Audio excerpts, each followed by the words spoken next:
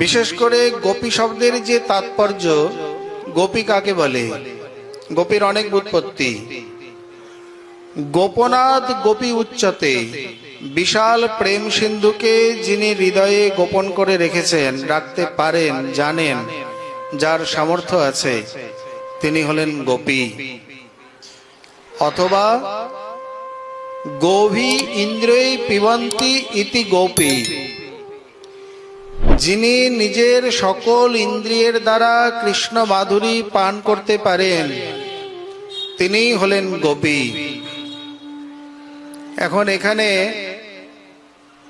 এই তাৎপর্য কিন্তু অন্য ভক্তেতে গিয়ে যথাযথভাবে কার্যকরী হবে না, কারণ অন্যান্য সকল ভক্ত সর্বেন্দ্রিয় দ্বারা কৃষ্ণ মাধুরী পান করতে পারে না।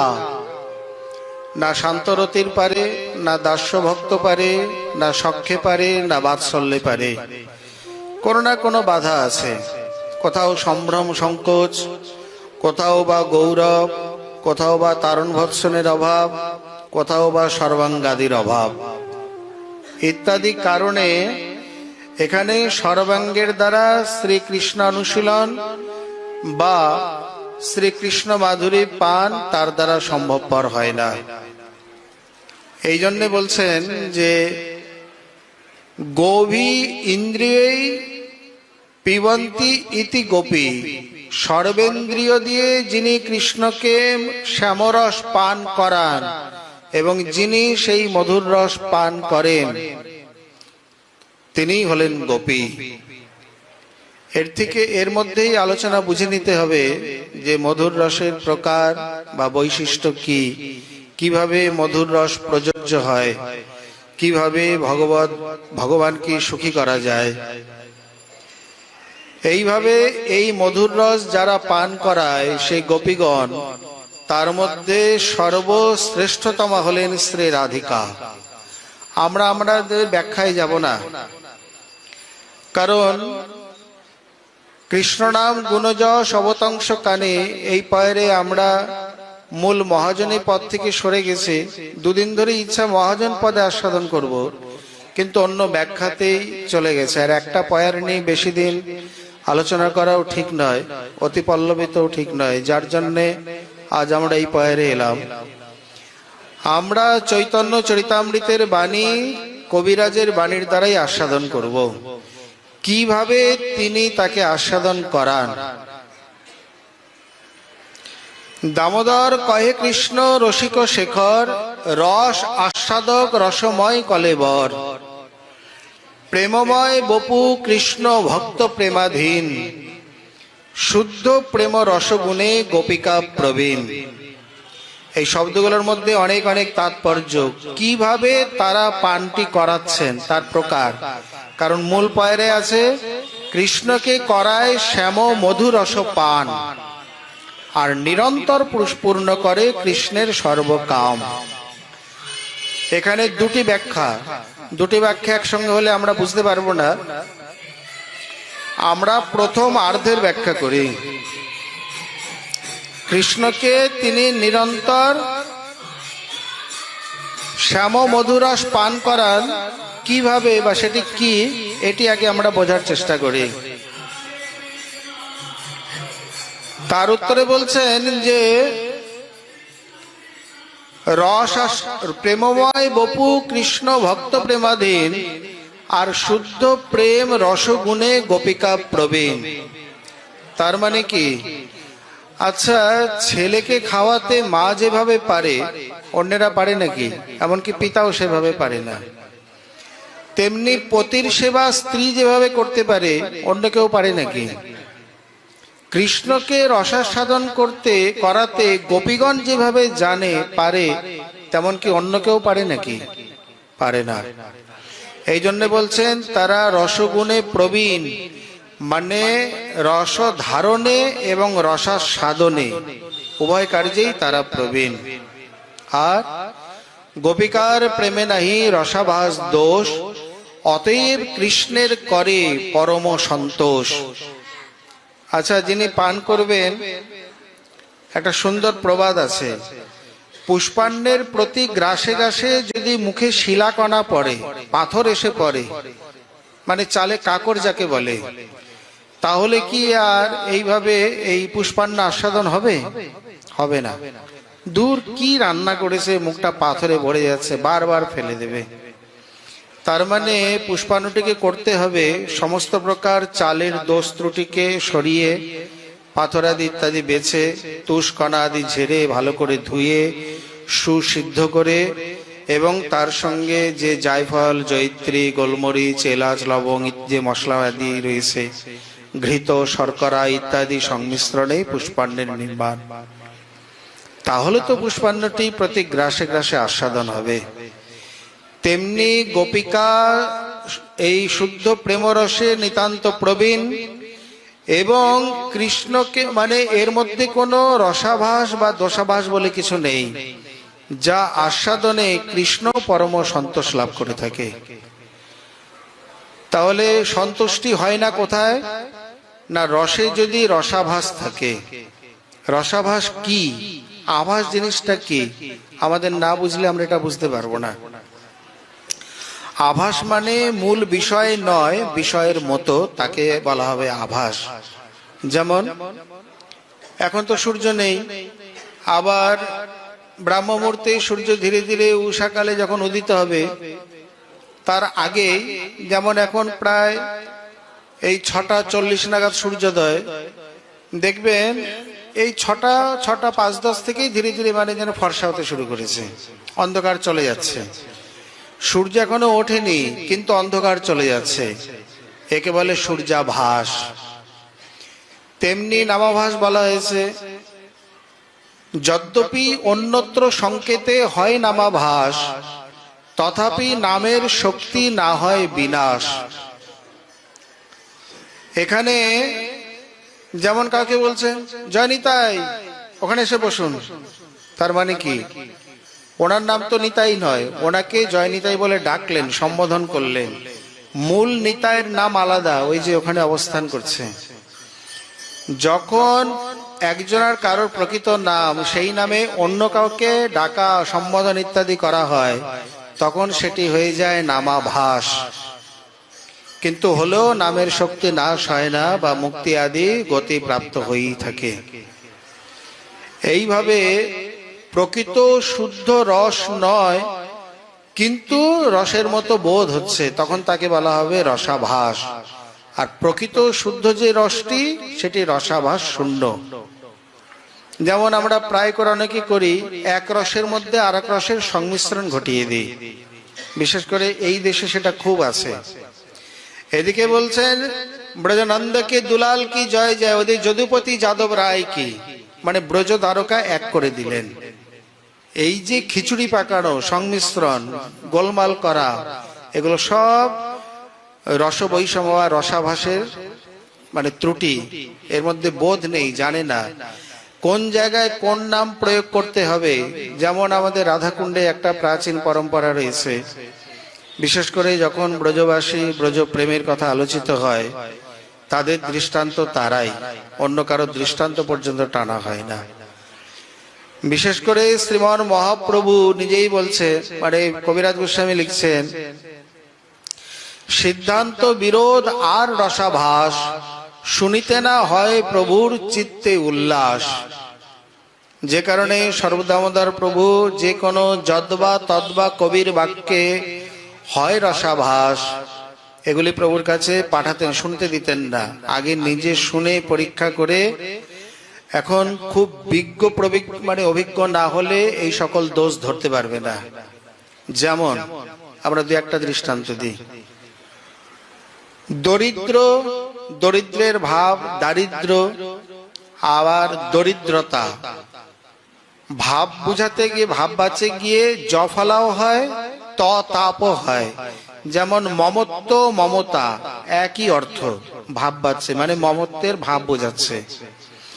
দরিদ্রের ভাব দরিদ্রতা, দরিদ্রত্ব। কিন্তু যদি কেউ বলে দারিদ্রতা, বলে এটা ব্যাকরণগত ভুল। আমরা বলে দিই অনেক সময়, দারিদ্র মানে দয়াকার রয় রশ্মি, দয় র জ ফলা, দারিদ্র্য, এরপরে তা প্রত্যয় হবে না, যেহেতু জফল একটা প্রত্যয় লেগেছে। এই প্রকার আমরা অনেক সময় বলি, বুঝি না, আমরা ভুল করে বলি। এটা যারা পণ্ডিত তারা বুঝে নেবে, তারা বুঝতে পারবে, যারা সংস্কৃত জানে। যেমন সঙ্গীতজ্ঞের ব্যাপার, আমরা যারা সঙ্গীত জানি না, কি গেয়ে যাচ্ছে, কার মধ্যে কি প্রবেশ করালো কে জানে। কিন্তু কোনো সঙ্গীতজ্ঞ যা থাকলে, স্বরালাপ যার জানা আছে, তিনি বুঝবেন এখানে গিয়ে স্বরালাপ ভুল করে দিল, কোমলেরটা মধ্যমে চলে গেল। এইভাবে তারা ত্রুটিগুলো ধরতে পারবে। তেমনি পাঠের মধ্যে, কথার মধ্যে, কীর্তনের মধ্যে কি বলতে কি বলে দিল, কোথায় গিয়ে কোন দিকে চলে গেল, তারা বুঝতে পারবে না। একজন কীর্তনিয়া বা অভিজ্ঞ যারা, তারা বুঝতে পারবে। এই কারণে বলছেন, যেমন রাধাকুণ্ডে একটা বাস্তব ঘটনা, বঙ্গদেশ থেকে কোনো গোস্বামী সন্তান এসছেন, তিনি পাঠ করছেন। এখন পাঠ করতে করতে এই প্রকার কোন রসাভাস করে ফেলেছেন। ওদিকে রাধেশ্যাম করে, মানে ভজনাশ্রমের এক মাই, উনি পাঠ শুনতে এসে সেটা ধরেছেন। পরে সেই গোস্বামীকে গিয়ে বলছেন যে, বাবা আপনি কিছু মনে করবেন না, একটা কথা বলবো। বলে কি? আপনি এই যে এই গতকাল যে পাঠ করলেন, এই পাঠের মধ্যে এই জায়গাটা কেমন যেন একটু মনে হলো না, একটু রসাভাস বলে মনে হলো না? কতগুলি শব্দ আছে যে শব্দগুলো উচ্চারণ করলে বোঝা যায় ইনি কোন স্তরে। রসাভাস শব্দটা সাধারণ লোক জানে না, উচ্চারণও করে না। যাদের বোধ আছে তারাই বলতে পারে। শত হলেও উনি তো কিছু শাস্ত্রজ্ঞ, উনি শুনেই ভাবছেন, মা তুমি কতদূর পড়াশোনা করেছো? বলছে চট ক্লাস। চট ক্লাস মানে? আগেকার দিনে চটে বসে যে পড়াশোনা হতো, মানে প্রাইমারিতে, ওকে চলতি ভাষা বলতো চট ক্লাস।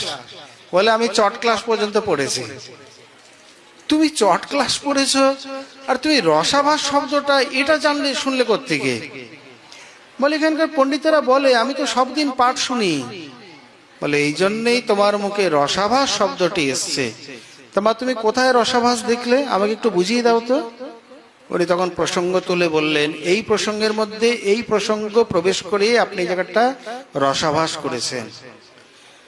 গোস্বামী সন্তানের মানে চক্ষু চড়ক গাছ থ হয়ে গেছেন। রাধাকুণ্ডের একজন রাধেশ্যাম করা মাই, সে যদি রসাভাস দোষ ধরে দিতে পারে, তাহলে অন্যান্য যারা আছে তারা আমার কি ধরবে? বাবা দরকার নেই, চলো ব্যাগ গুছাও। আর রাধাকুণ্ডে পাঠ করতে আসেনি।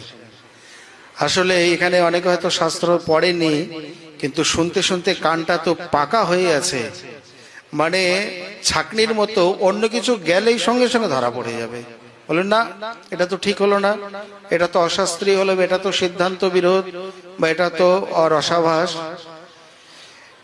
এই প্রকার যখন রসের মধ্যে রসাভাস দোষ হয় না, তখন সেই রস কৃষ্ণকে যথার্থ আস্বাদন করাতে সমর্থ হয়।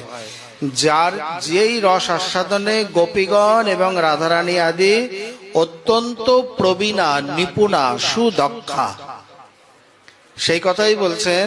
অতএব কৃষ্ণের করে পরম সন্তোষ এবং শশাঙ্কাংশু বিরাজিতা নিশাহা সসত্ব কাম অনুরতা বলা গণ শিশেব আত্মন্ন অবরুদ্ধ সৌরত সর্বা শরৎ কাব্য কথা রসাশ্রয়া। রাসের থেকে একটি শ্লোক তুলে দৃষ্টান্ত দিলেন। যিনি সত্যগাম, সেই অবলা গোপীগণ যার প্রতি নিরন্তর অনুরক্ত, যিনি নিজের মনের মধ্যে নিজের সুরতকেলিকে অবরুদ্ধ করতে সমর্থ, সেই শ্রীকৃষ্ণচন্দ্র শরৎকালের কাব্য কথারস সমৃদ্ধ এই চন্দ্রকিরণ সুশোভিত সেই রাত্রিকে এইভাবেই উপভোগ করেছিলেন। কেন, কিভাবে? না গোপীগণকে সঙ্গে নিয়ে। রস একা আস্বাদন করা যায় না, একা একা রমণ করা যায় না। স একাকী নৈব রমতে, এই জন্য তো তিনি এক হয়ে বহু হয়েছেন। বিশেষ করে শ্রী রাধা তার কায়ব স্বরূপা গোপীগণকে তিনি তৈরি করেছেন। সেবার সহায় লাগি বহুত প্রকাশ, আর বহু কান্তা বিনা নহে রসের উল্লাস। এর মধ্যে অনেক গূঢ় তাৎপর্য রয়েছে। তার মধ্যে আবার বিশেষ করে বলছেন কৃষ্ণকে কোন প্রবীণা এইভাবে রসাস্বাদন করাতে পারে। বামায় এক গোপীগণ, দক্ষিণা এক গণ, নানাভাবে করায় কৃষ্ণে রস আস্বাদন।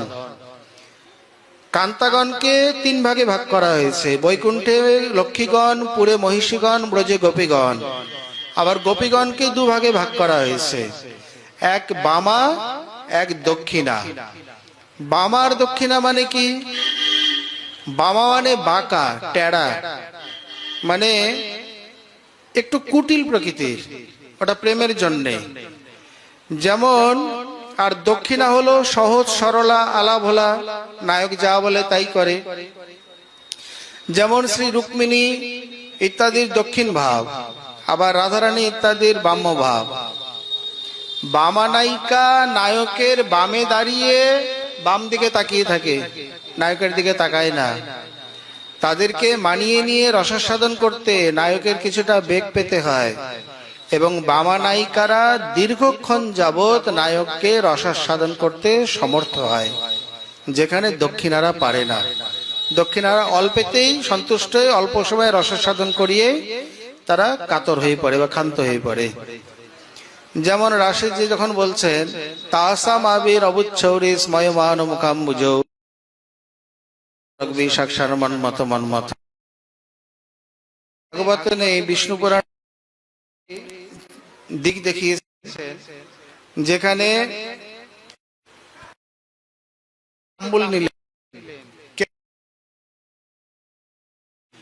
একটা বসনের টুকরো বা আসন দিলেন। কেউ দূর থেকে এই যোগী বা আনন্দ সম্প্লুতা যোগীর মতো দেখে হৃদয়ে ধারণ করে নিলেন।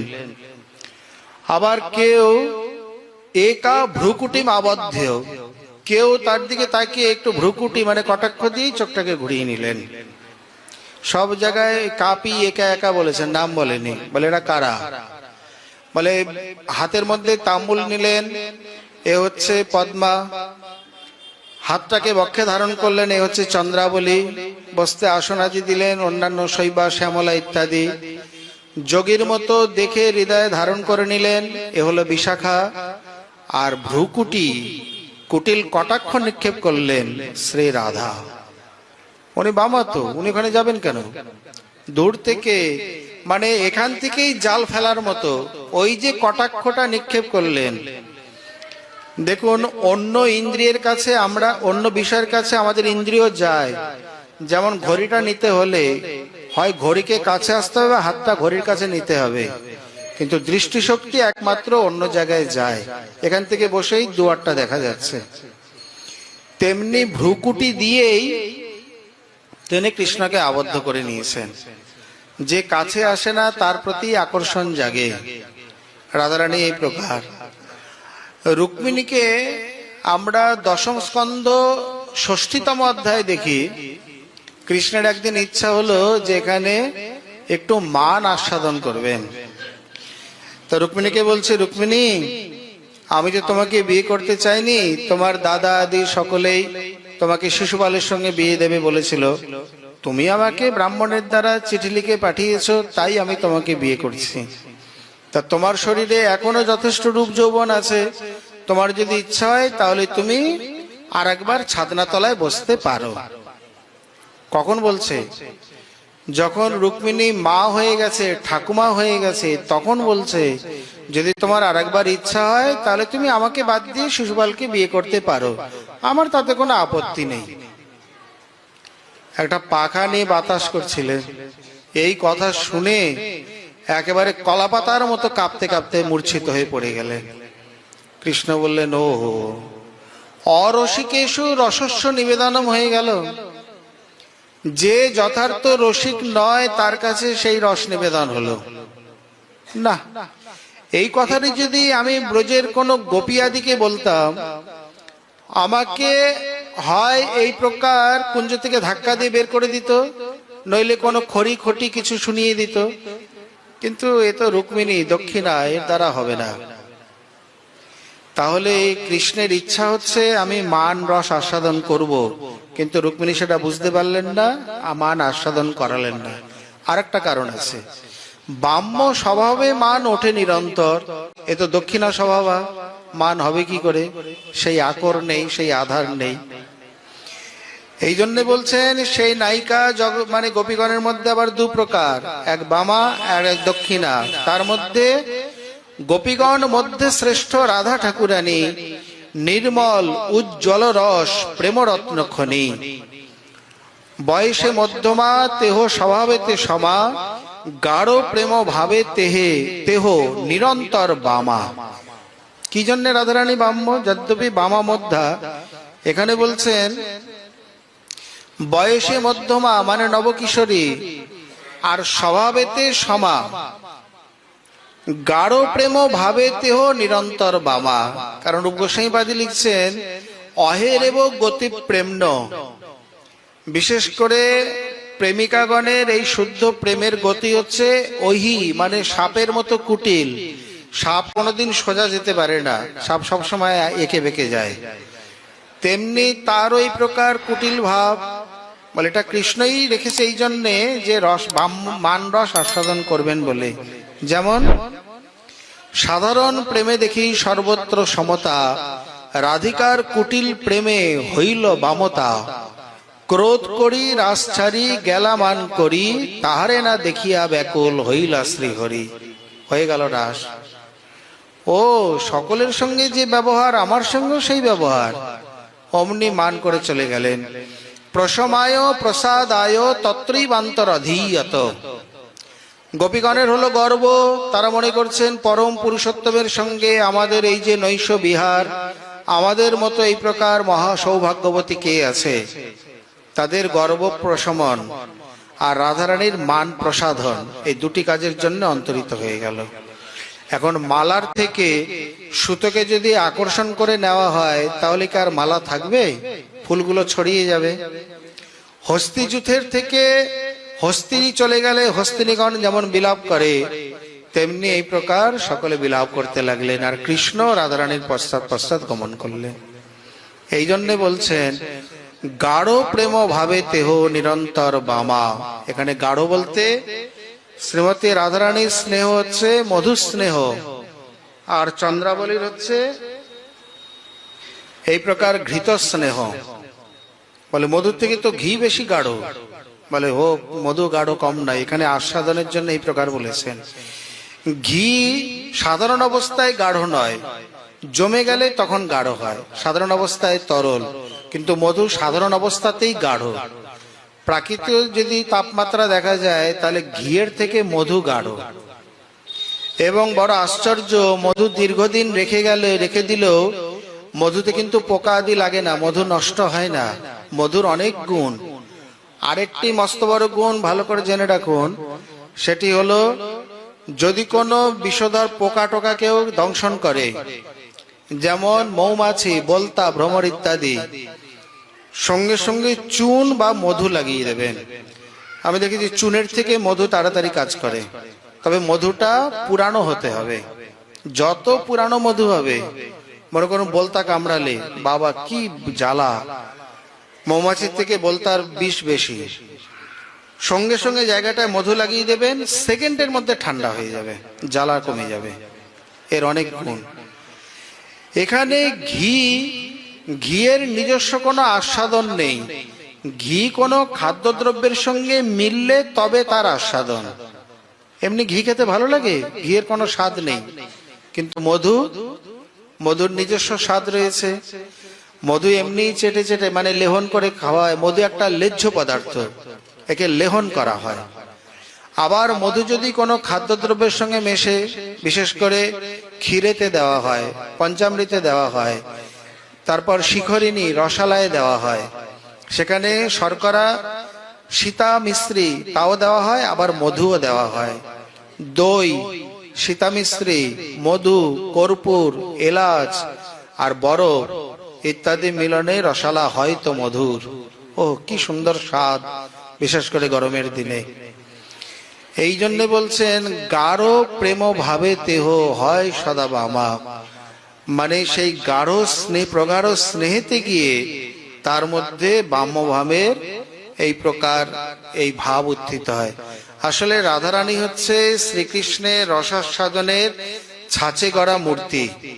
কৃষ্ণের যেমন যেমন আস্বাদন ইচ্ছা তেমনি তেমনি রাধারানীর মধ্যে প্রকাশ হয়ে থাকে। বাম্য স্বভাবে মান ওঠে নিরন্তর, তার বাম্যে বাড়ে কৃষ্ণের আনন্দ সাগর। এখন যদি কেউ বলে কেন আপনি বামা হন, কেন মানিনী হন, কেন কৃষ্ণ সেবা থেকে বঞ্চিত হয়ে যান, এর দ্বারা কি লাভ হয়? বলে তার বাম্যে বাড়ে কৃষ্ণের আনন্দ সাগর। কৃষ্ণ ওই মান রসটিকে আস্বাদন করতে চায়, তার ইচ্ছা জাগে এবং তাতে সাগরের তুল্য আনন্দ ভোগ করে। এই জন্যই তিনি বামা। কারণ অহেরিব গতি প্রেম্ন স্বভাব কুটিলা ভাবে, অত হেতর অহিতশ্চ জুনর মান উদঞ্চতি। শুদ্ধ প্রেমের গতি সাপের মতো কুটিল, এই জন্যে হেতু এবং অহেতুক এই প্রকার এই রমণীর মধ্যে মান দেখা যায়, যাতে নাগর বা নায়ক রসাস্বাদন করতে পারে। এত শুনি বাড়ে প্রভুর আনন্দ সাগর, কহ কহ কহে প্রভু বলে দামোদর। এখানে গম্ভীরায় গোষ্ঠী হয়েছে, মানে হরা পঞ্চমী উপলক্ষে শ্রীমান মহাপ্রভু বসেছেন, শ্রীবাস পণ্ডিত, সর্বদামোদর আদি। লক্ষ্মী দেবী নিজে সেজে গুজে জগন্নাথকে আনতে যাচ্ছেন। মহাপ্রভু দেখে বলছেন এটা কিরকম প্রকার? বলে এই লক্ষ্মীর মানের প্রকার এই প্রকার। মহাপ্রভু বলছেন আচ্ছা স্বরূপ, তাহলে ব্রজদেবীগণের কথা বলো তো। এই বলতে বলতে যেখানে তিনি যে রত্ন উদ্ঘাটন করেছেন তার থেকে আমরা আস্বাদন করছি, এইখানেই পরিষ্কার হবে, এইখানেই যথাযথ তার সুব্যাখ্যা। এই জন্যে সর্বদামোদর প্রভু মহাপ্রভুর দ্বারা অনুরুদ্ধ হয়ে প্রেরিত হয়ে আবার বলছেন, অধিরূঢ় মহাভাব সদা রাধার প্রেম, বিশুদ্ধ নির্মল যেন দশবান হেম। যেমন এই জগতে আদৌ শ্রদ্ধা, তত সাধুসঙ্গ, ভজন ক্রিয়া, অনর্থ নিবৃত্তি, নিষ্ঠা, রুচি, আসক্তি, প্রেম, এই 9টি স্তর পর্যন্ত। আবার পরে গিয়ে গোপীগর্ভে বা নিত্যসিদ্ধগণের মধ্যে স্নেহ মান, প্রণয়, রাগ, অনুরাগ, ভাব, মহাভাব, এই 7টি স্তর। মহাভাবে গিয়ে আবার রূঢ়, অধিরূঢ়, মহিষীগণ পর্যন্ত রূঢ়ের স্তর। তারপর অধিরূঢ় গোপিকা নিকরে, তার মধ্যে শ্রীমতী রাধারানীতে মোহন এবং মাদন, তার মধ্যে তিনি হচ্ছেন মাদনাক্ষ মহাভাববতী। এই পর্যন্ত রসের সীমা শ্রীরূপ গোস্বামী দেখিয়েছেন আমাদের। সেখানেই বলছেন অধিরূঢ় মহাভাব সদা রাধার প্রেম, বিশুদ্ধ নির্মল যেন দশবান হেম। দশবান হেম মানে কি? যে সোনাকে 10 বার অগ্নিতে শুদ্ধ করা হয়েছে, মানে কোন প্রকার কোনো খাদ নেই, নিখাদ সোনা। যুগল কিশোর প্রেম যেন জম্বু নদ হেম, সেই প্রেম নীলোকে না হয়। আমরা জম্বুদ্বীপের অধিবাসী, কিন্তু আমরা এগুলো জানি না, মানে দেখিনি, সাধন করে যেতে হয়।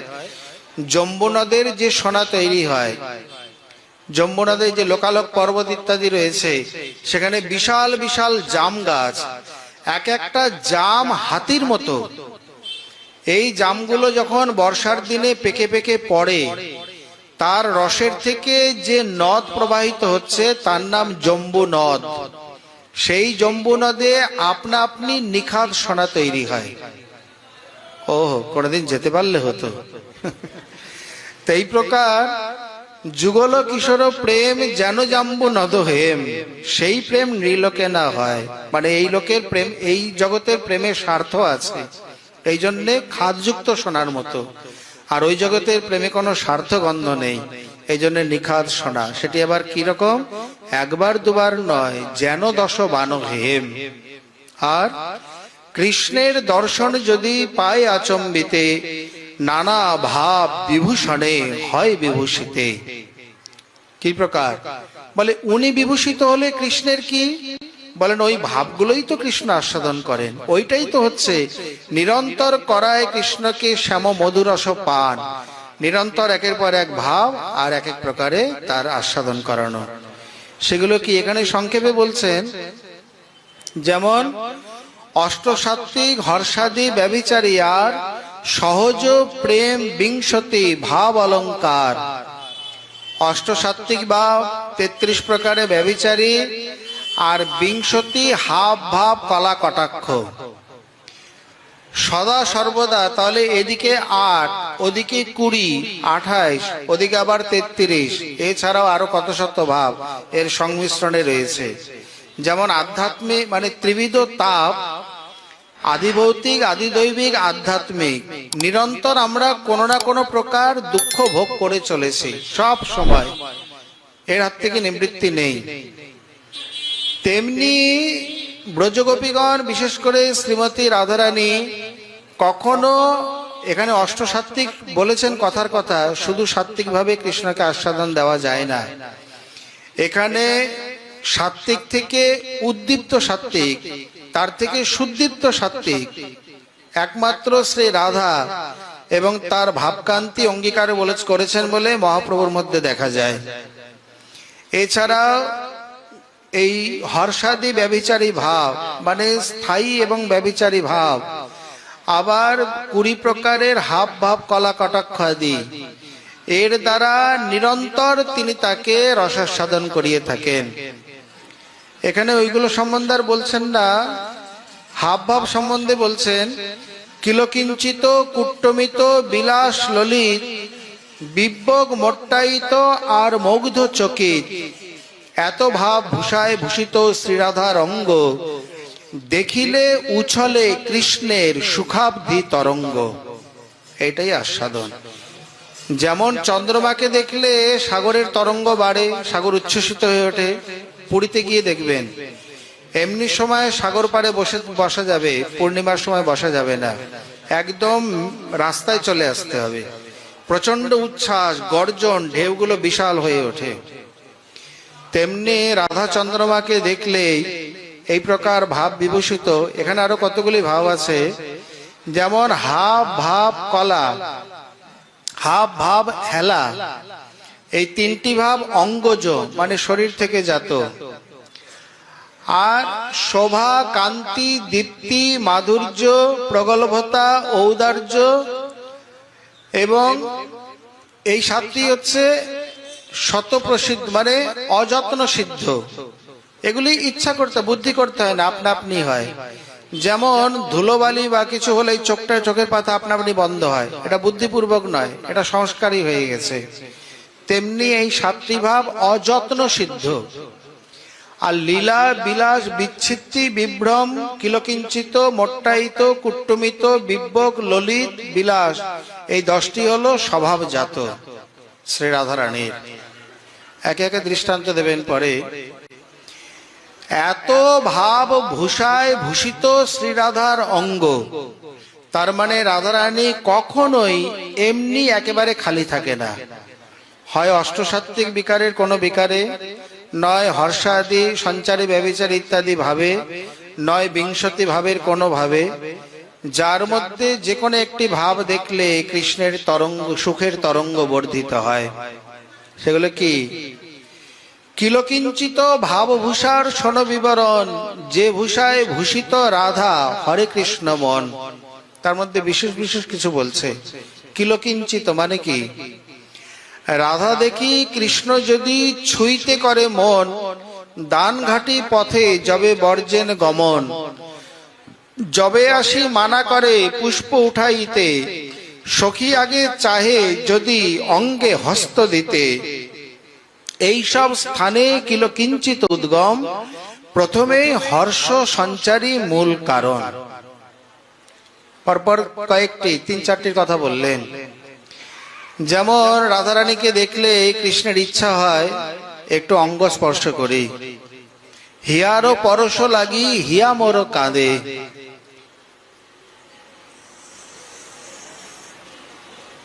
রূপ লাগি আখি ঝুরে গুণে মনোভোর, হিয়ারও পরশ লাগি হিয়া কাঁদে মোর।